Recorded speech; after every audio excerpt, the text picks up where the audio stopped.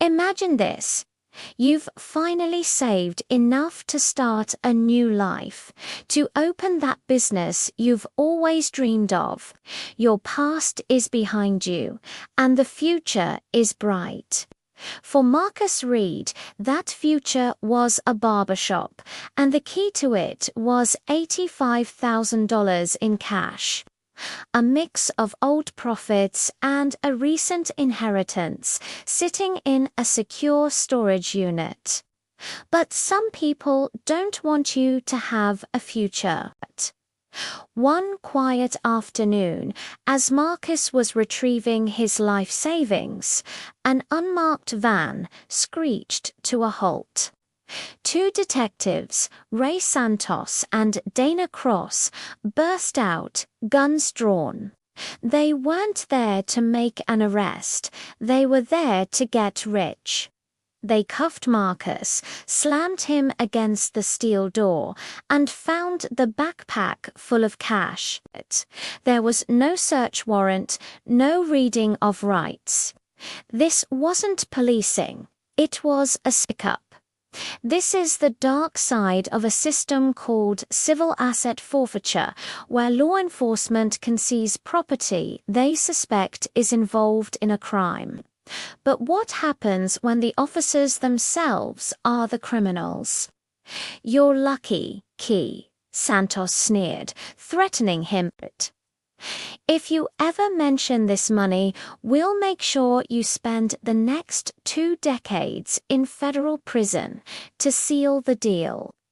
To make sure Marcus was too compromised to talk, Cross rubbed synthetic drug residue on his hands and pockets. They wrote him a citation for a minor possession charge and filed a phony report, claiming they had only seized and logged $500.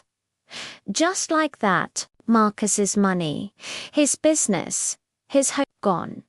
He was left standing there, a victim of the very people meant to protect him. Who could he turn to? He was a felon. They had planted evidence on him, and they had a piece of paper that proved their story. It seemed like a perfect crime, but Marcus refused to let them win. He was done with his old life, and he was ready to fight for his new one. This is where the story takes a turn you won't expect. This isn't just about a robbery.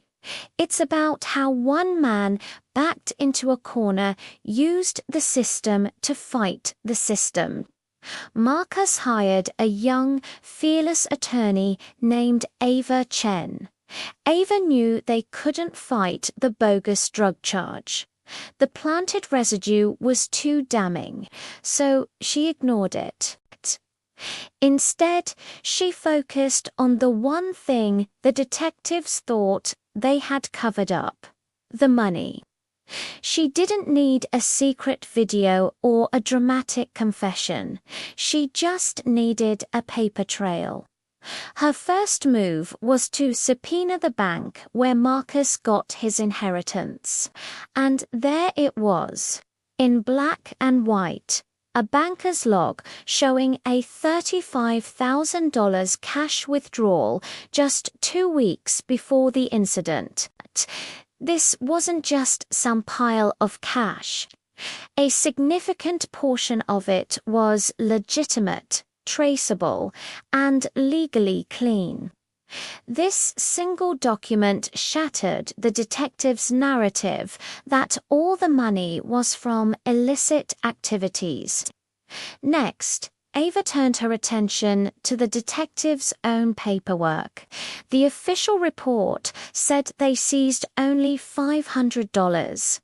This number seemed suspiciously low for a supposed drug bust.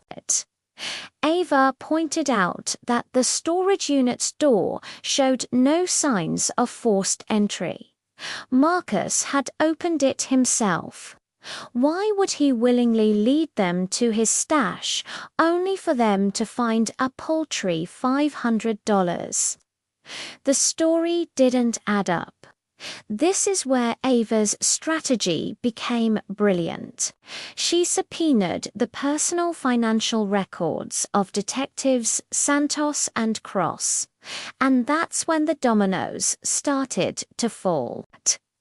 Just days after the so-called seizure from Marcus, both detectives had made large, unexplained cash deposits into their own bank accounts. Where did a couple of city detectives suddenly get thousands of dollars in cash? The discrepancy was glaring. On one side, you had Marcus's legal $35,000 withdrawal. On the other, you had two cops suddenly flush with cash right after meeting him. Ava didn't just file a complaint. She filed a rare federal civil suit for violation of civil rights for unlawful seizure of property for personal gain. She wasn't just asking for the money back. She was accusing them of using their badges to commit armed robbery. The meticulous evidence she gathered, the bank log, the phony forfeiture report, and the detective's own suspicious deposits was too compelling to ignore. The case caught the attention of the U.S. Attorney's Office. They launched their own investigation into the police department's entire asset forfeiture unit. The pressure was immense. The walls were closing in on Santos and Cross. Their simple shakedown was spiraling into a federal investigation. Faced with the undeniable evidence and the very real threat of serious prison time, Detective Cross did what many criminals do when they're cornered. She flipped. She confessed everything. She told investigators how they had targeted Marcus, stolen the full $85,000, and planted the drug residue to silence him. Her testimony was the final nail in the coffin. The resolution was swift and decisive. Both Santos and Cross were indicted on federal charges of theft and conspiracy against rights. Their careers in law enforcement were over, replaced by convictions and sentences in federal prison. They thought they were above the law, but the paper trail Ava had painstakingly assembled proved them wrong. And what about Marcus? The city paid him back the full $85,000 in restitution. An official acknowledgement that the money was stolen and that his story was true. Yes, he still had the misdemeanor possession charge on his record, a painful, permanent scar from the detective's scheme. But he had his money, his future, and his integrity. With the recovered funds, Marcus finally opened his barbershop. It became more than just a business.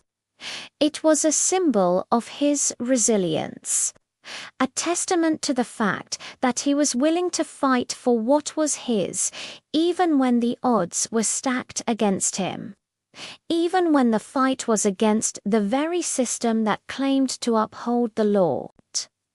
His story is a powerful reminder that sometimes the most effective weapon against corruption isn't a gun or a badge, but a simple, undeniable paper trail. Thanks so much for watching. If you found this story as incredible as we did, make sure to hit that like button, subscribe to the channel, and ring the bell so you don't miss our next video. We'd love to hear your thoughts in the comments below. See you next time.